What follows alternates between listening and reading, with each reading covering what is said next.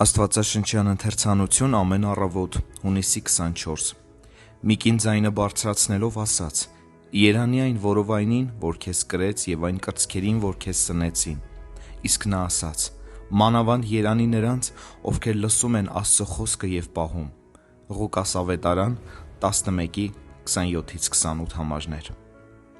Որոշ հավատացյալներ համարում են, որ Տեր Հիսուս Քրիստոսի մայրը լինել հատուկ առանձնաշնորհում էր։ Նրանք ենթադրում են, որ Մարիամին պատիվ էր ընձեռվել Հիսուսին ճանաչելու մեզ համար անհասանելի հատուկ կերպով։ Հնարավոր է, որ այդ ենթադրության մեջ ճշմարտության որոշ բաժին իրոք կա, բայց այն այդքան ճշմարտացի չէ, որքան ոմանք թերևս սովոր են կարծել։ Մեզ հայտնի չէ արդյոք Մարիամն ավելի գիտեր, քան մյուսները, բայց այն ինչ նա գիտեր, նա պահում էր իր սրտում։ Ավետարանական տեքստերից չի բխում, որ նրան հայտնի էր ավելին, քան մյուս աշակերտներին։ Այն ամենը, ինչ նա գիտեր, մենք նույնպես կարող ենք իմանալ։ Ինչն է ինձ հիմք տալիս պնդելու սա։ Կարդացեք հետևյալը.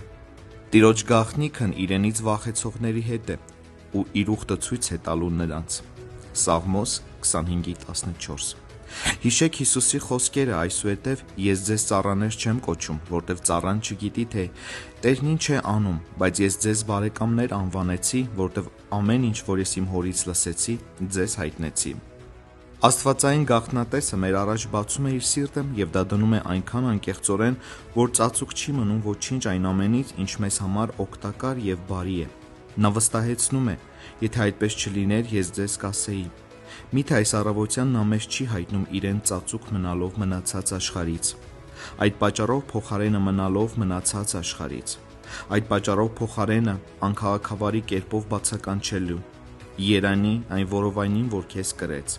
Մենք խելամտորեն փառաբանում ենք Աստծուն նրա համար, որ լսելով և պահելով իր խոսքը, առաջինը ձեռք բերեցինք Փրկչի հետ այնպիսի մտերմություն, ինչպիսին ուներ կույս Մարիամը, և երկրորդը, որ ճանաչեցինք Տիրոջ սրտի գաղտնիքները, ինչպես և նա։ Երանելի է այն Հոգին, որը նման արտոնություն ունի։